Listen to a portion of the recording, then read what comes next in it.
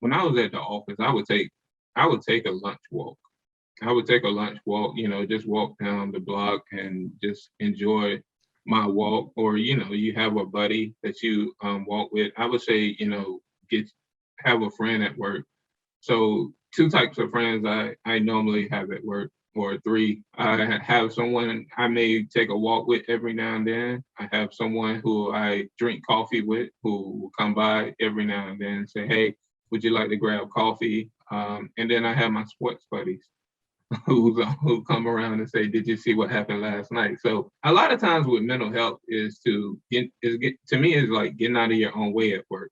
Now sometimes you have problems that are major problems, and I haven't had the major issues per se, but there are individuals who've had major issues that happen within their life. I haven't had those issues, so I can't really speak on those things, but I when I'm saying I have a coffee buddy, I have a person that talks about sports, and I have a walking buddy. I have a support network. So basically, I'm just saying, hey, you should have a support network at work, or individuals you consider acquaintance or friends or people that you can speak to. And it may not be about topics that are always related to work, but it just may be about personal things. And I think it's easier to go through life with a friend, someone that to be there to push you, and somewhere maybe they don't pick you up when you fall down, but they're there to watch you and say, "Hey, you're still good. You're still who you think you are." I think everybody's different in how they do it. So I'm very organized with making sure it happens. So an example of that is when I was studying for exams at school, I actually often didn't purchase the manuals. I would borrow them from the library, and there was a 2-hour limit in how and how long I was allowed to check them out. So that was great because it was like, I'm going to study for 2 hours, and then I'm going to go get dinner, and I'll come back and I can study for 2 hours, and then I'm going to go work out. And like maybe technically I could have gone over the 2 hours, but in my mind I could not, and I had to make sure, well, what should I do in the meantime? And that was a great like line that I made for myself in college. When I came out of college, it was kind of integrating. For me, I'm very outdoorsy. I like to take walks. I like to go and do extravagant things. So like with my FSA exams, I actually did the note card memorization technique while I was on a walk. So I would go on walks and I'd be talking out loud. And it was my favorite part of the day because I could be outside and be in the sun. And yes, I was studying, but it was way better than sitting and studying as I couldn't focus then. This helped me focus and it helped me get outside. So that's kind of like not really setting a boundary, but at least it helped me do both. And now in my current role, early on, luckily, had a mentor reiterate to me the importance of stopping and taking lunch. And I get very hangry. So if I'm too hungry, I can't think and my emotions take over and I get upset. And so lunch is actually quite important to me to be successful in my role, which I think a lot of people probably actually have that as well. And so I think it was important that my mentor did that because my manager was the kind of person who would not take lunch. So when I first started, I was like, I can't take lunch because my manager doesn't take lunch. But that was not the case. To have someone say, it's okay to take lunch, like you should do this. So nowadays, I actually set 30 minutes of my day every single day on my calendar for lunch. And you'd be surprised at how rarely someone will schedule something over that, which is like, you think like, I can't do that because it's going to be like, I need to make sure I'm open to people. No, they'll figure it out. They'll work around it. And it's great because then you get 30 minutes of for sure. You can just not think about work. I scheduled this for me. I'm going to do whatever I need, whether that's you could go for a walk, you could eat, whatever it is. I think open communication with your leader is important. It's hard for a leader to know how their employees are doing if there's not open communication there. So I think managing workload starts with having an open understanding between you and your boss about how what's on your plate and how are you handling it. So I would say that's number one, just from a personal standpoint. Then I think developing good project management skills just for yourself is really important. That was something, I mean, I still struggle with it today, to be honest. It's like organization is not my strong suit. And so over the course of my career, I think I've slowly gotten better at looking ahead for slightly longer periods of time. Like, what do I need to do tomorrow and the week ahead and the 2 weeks ahead, keeping lists of things and reviewing them on a daily basis. So I kind of like have a good, I guess, written down understanding and mental understanding of what's on my own plate, and then that can help me communicate better with my boss. But that's been a lifelong struggle for me.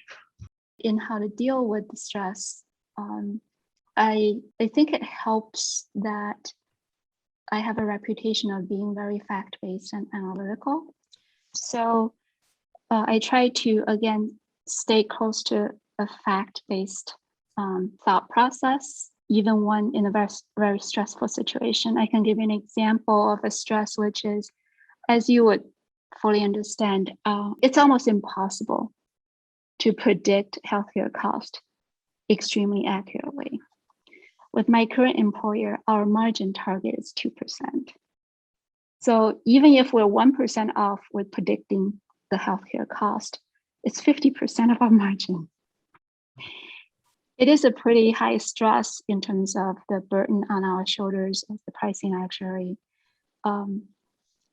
How I address it is in gathering inputs to formulate the key assumptions, and then document and communicate very diligently, and also engage the key contributors like our medical department who manages utilization, our provider contracting who manages the unit price, all those key contributors to provide them insight as to how their work impacts the result. And also, once we finish the pricing, translate those key assumptions into measurable targets for them to monitor on a regular basis. The only way I see us staying close to our target is being able to fine tune all the time. So, so that's just one example in how I handle a pretty big stress as a chief actuary. For more a traditional job, what I used to do, especially when I was traveling a lot, was that I did set pretty strict boundaries of, you know, when I was traveling, that was company time. When I was in the office, it was company time, but I did my best to not do email and work when I was not, you know, within company hours. I think that's even more true today. One thing that I found even early on when I was managing some fairly large groups was that if I would send someone an email in the evening or on a weekend and they didn't get back to me till the next day, they felt guilty about that. And that was absolutely not my intention. My intention was simply I had an idea and I wanted to send it out. But nevertheless, the person on the receiving end didn't know that. And then they felt like they were supposed to have been working, and was I going to think less of them because I was working and they weren't, right? And I think that's even more true today. With many people working from home now, the lines get very blurred between what is your time and what's company time. And so, again, it's individualistic. But most people, and I see this with my wife as well, who works from home, is that they set pretty strict boundaries, and that seems to work pretty well. But it is really important. If you have trouble with those boundaries, you should talk to your manager or your mentor or someone in HR, because, you know, although it might not seem like it all the time, it's in a company's best interest to keep you engaged and mentally strong and there. Right? Companies don't want to lose lots of time because you're not working well and you're making mistakes because you're burnt out or because you're having trouble blurring these lines, right? So I know it can be tough to reach out always is to ask for help in some of these situations, but the company is almost always going to be on your side. And you just may not realize that because you're only looking at it from your perspective as opposed to kind of the larger perspective. And I say this as a manager too. Even before this was a big deal, we used to deal with people with burnout and other things. And again, from my perspective as a manager, I'm in a much better place if you're engaged and working, 40 hours than if you're half engaged and making mistakes and trying to put 80 hours in.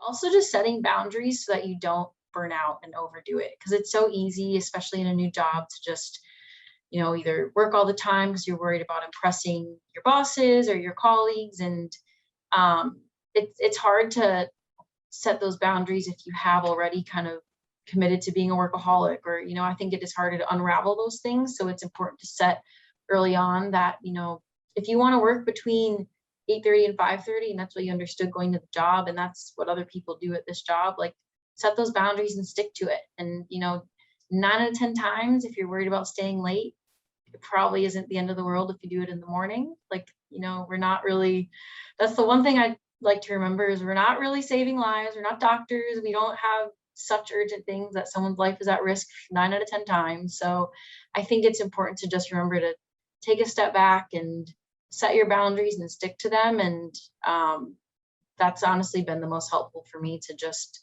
you know, have people respect how I work. And I think it just helps everybody to see that you've set boundaries too. And I think it enables other people to set boundaries similarly to do what you need to do for yourself. So